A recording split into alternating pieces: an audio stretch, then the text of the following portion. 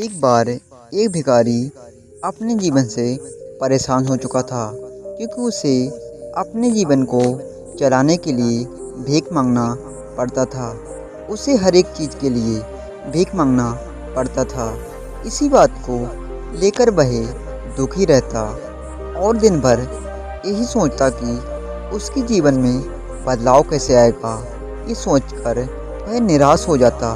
वह हर दिन देखता कि बहुत सारे लोग निराश होकर आंखों में आंसू लिए लोग और विभिन्न चिंताओं से परेशान लोग गौतम बुद्ध की तरफ जाते और वापस लौटते समय वे लोग बहुत ही खुश हो जाते थे। वह भिखारी ये नहीं समझ पा रहा था कि गौतम बुद्ध उनके साथ ऐसा क्या करते थे कि वे बेहद खुश हो जाते थे। वापस लौटते हुए लोगों के हाथों में ना तो ढेर सारे पैसे होते थे और ना ही सोने चांदी। तो फिर ऐसा क्या होता था कि लोग बुद्ध के पास लौटते वक्त इतना खुश होते थे। ये सब सोचकर वह भिखारी भी निर्णय लिया कि वह भी महात्मा बुद्ध के पास जाएगा और देखेगा कि ऐसा वहाँ क्या हो रहा है कि दुखी लोग उनके पास जाकर खुश हो जाते हैं। वह बुद्ध से मिलने के लिए उनके पास चल पड़ा। जहाँ बुद्ध मौजूद थे वहाँ बहुत लंबी कतार लगी हुई थी। तो वह भिखारी भी कतार में लग गया।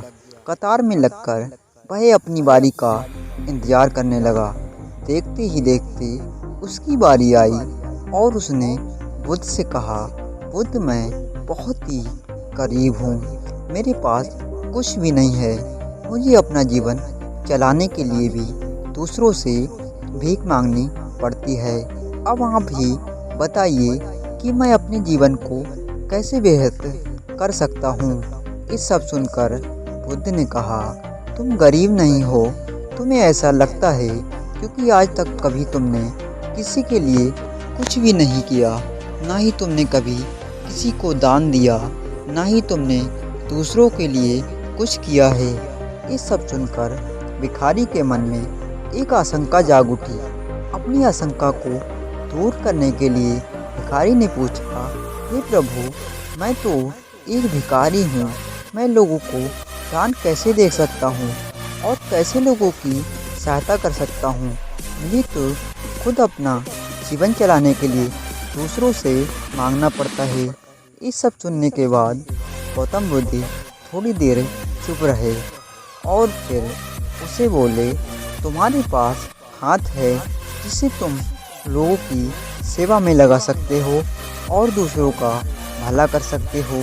इसके अलावा तुम्हारे पास मुंह है जिससे तुम लोगों से अच्छी अच्छी बातें कर सकते हो और दूसरों का हौसला बढ़ा सकते हो।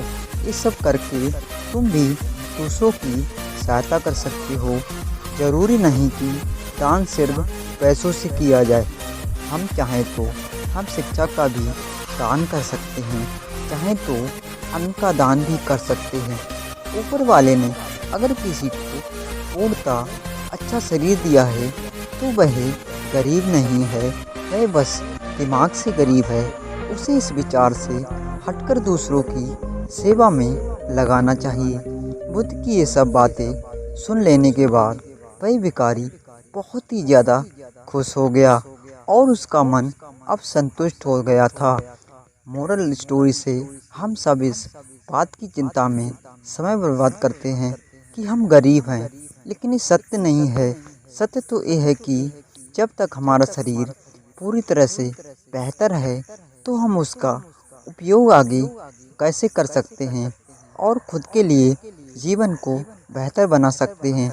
अगर कोई व्यक्ति सिर्फ अपनी गरीबी पर ध्यान दे और उसे बदलने की कोशिश ना करे तो वह मूर्ख है।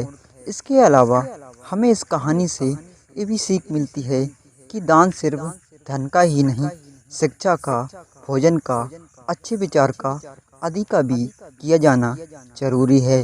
अगर आपके पास धन नहीं है तो क्या हुआ, शिक्षा का दान कर सकते हैं या फिर आप दूसरों के लिए अच्छे विचारों का भी दान कर सकते हैं। इससे समाज बेहतर बनेगा।